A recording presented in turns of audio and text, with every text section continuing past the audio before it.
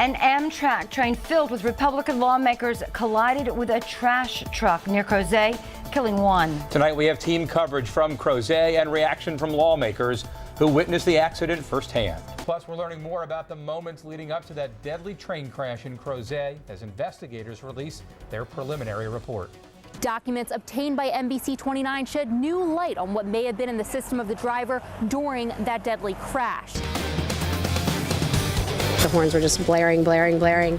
And so I got my dogs in, and then I heard just an enormous crash. A terrifying scene as an Amtrak train filled with Republican lawmakers collides with a garbage truck near Crozet. I didn't feel any slowing before the impact. It was just terrifying. Tonight we're live with team coverage from Crozet and from Charlottesville, where lawmakers are reacting to the deadly accident.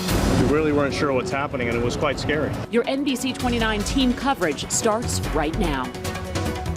Thanks for joining us tonight. Federal investigators are on the scene in Crozet, where a chartered Amtrak train carrying members of Congress crashed into a trash truck. And one person on that time disposal company truck is dead. Several others are receiving treatment at the hospital. We begin our team coverage tonight on the scene of this developing story. NBC 29's Matt Talhelm is live in Crozet. Good evening, Matt.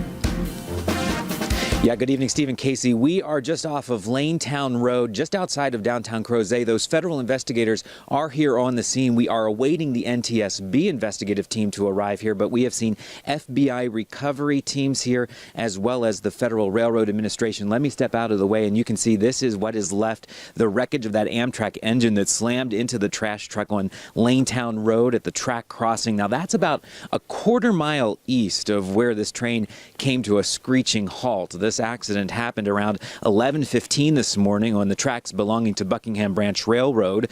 The chartered Amtrak train was carrying those Republican members of Congress, their staffers, and security, including Capitol Police. Amtrak tells us 2 crew members and 2 passengers suffered minor injuries. We saw emergency responders remove 2 people on stretchers from that train this afternoon, including a congressman. Albemarle County Police say 2 other people on the trash truck were taken to UVA Medical Center. Right now, the medical center tells us one of those people, their condition is critical at this hour. Right now, police are working with federal investigators out here on the scene. They're really trying to break down the scope. The scene is fairly big. Now, this train was headed to the Greenbrier Resort in West Virginia for a Republican retreat, and from what we can see in the front wheel of the engine came off the track, so it did partially derail here as it came to a halt, again, about a quarter mile from where the crash itself happened. Transportation Security Administration officials, we've seen them on the scene out here this afternoon. Again, they are waiting for NTSB investigators to arrive, but as you can see, there are crews out here, investigators on the scene checking out this engine of the Amtrak train that came to a halt here after hitting that trash truck. Now, we have gone through federal records, and these federal records that we've been able to come up from the Federal Railroad Administration show us that there was another accident here back in 1999 at the Lanetown Road crossing. That involved a CSX freight train. It hit a truck that was stuck between the tracks there. We don't know if that's the situation in this case today. No one was injured back in that investigation, but just up the road here at the crossing where this accident happened, it is a signalized crossing. There are red flashing lights as well as the X that says a railroad crossing is there. There are arms that come down on that to block off the road. Those were down at the scene once the crash happened. We don't know if they were down when that truck came through there and was hit by the train, but that's something that obviously these investigators will be working to figure out. Now, we also were told that a crane is on its way here to remove the engine from the scene here as investigators begin to wrap up their on-scene investigation. The rest of the investigation, though, through the NTSB will take some time. Find anything that indicates that this was intentional, we will turn that over to the FBI. But first at noon, federal investigators rule out foul play for yesterday's deadly Amtrak crash in Crozet. We're live on the scene with the latest on the investigation. NBC 29's Pete DeLuca, one of the first reporters on the scene yesterday. He's back on site in Crozet and joins us with an update. Good afternoon, Pete.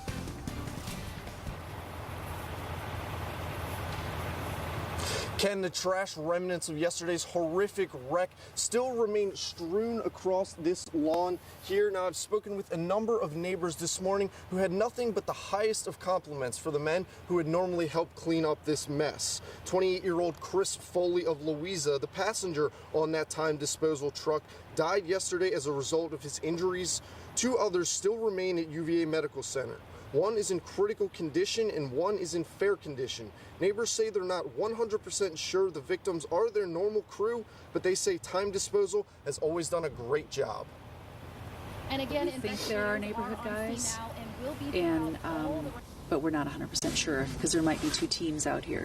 Press conference that is scheduled. We just got that into our newsroom at 4:30 this afternoon. And again, it will take months to actually... UVA Medical Center reports the 4 other patients from this wreck have been released. Now, VDOT says as the investigation continues, Lanetown Road, the road that runs right across this railroad track, will remain closed, so avoid the area if at all possible. Albemarle County Police says the NTSB plans to have a press conference later in the afternoon today, and we will continue tracking all the developments in this story and bring them to you when we know them on social media and your news at 5 and 6 tonight. Well, now to the latest on the investigation into how a deadly collision happened between a chartered train and a garbage truck. Late this afternoon, the National Transportation Safety Board, or NTSB, had a press briefing, and tonight we're learning the Amtrak train was going 61 in a 60-mile-an-hour zone. The NTSB also has some footage from the time of the crash, and it's sending that to its D.C. headquarters for review. However, the camera at that railroad crossing itself was destroyed in the crash. The Amtrak train has been removed from the scene since for inspection, and the truck will be removed as well. Investigators are now in the process of getting in touch with the driver of that garbage truck to interview the driver and get his account of the crash. They cannot verify whether or not the crossing arms were down during the crash, but people have reported issues with those arms in the past. The lead recorder should provide additional data regarding the driver or the engineer's operation of the train. The lead locomotive's forward-facing video recorder hard drive is being transported to the NTSB laboratory in Washington, D.C. The NTSB says these investigations typically take between 12 and 14 months to complete. Right now, investigators are calling this a traffic accident and do not believe this was any kind of planned attack. Right now, NTSB investigators are reviewing cameras and black box data from a deadly train accident in Crozet. It happened Wednesday, and right now, Lanetown Road is still closed because of the investigation and the cleanup. The National Transportation Safety Board released its initial investigative report into the fatal train crash that killed 1 person and injured several others. Yeah, the preliminary report is shedding new light into what happened in those critical moments last month. NBC 29's Henry Graff reviewed the report. He's here tonight with details. So that report is brief. It's only 3 pages long, and it also tells us that the crossings were down as that Amtrak train came through, and that time disposal trash truck was on the track sitting there directly in the train's path. The NTSB says it knows that because investigators recovered data from a forward-facing track image camera on that locomotive. The train was going 61 miles per hour at the moment the conductor engaged the emergency brakes. Witnesses to that crash say the trash truck entered the crossing after those gates were down. The collision happened at about 11:16 a.m. on January 31st.